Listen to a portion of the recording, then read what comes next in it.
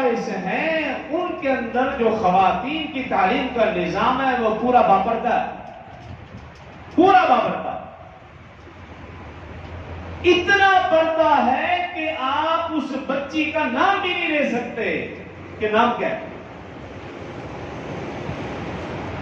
اور جب بھی اس بچی کو بلانا ہے تو اس کے باپ کی نسبت سے بنت ارشد، بنت حافظ عبدالصمد، بنت حافظ توقیر، اس طرح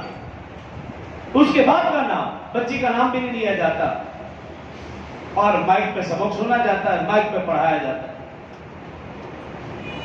اس لیے کہ بڑے کہا کرتے تھے، ان کی بات آج بھی مجھے یاد ہے، کہا کرتے ہیں اگر اللہ کا گھر خانہ کعبہ ہو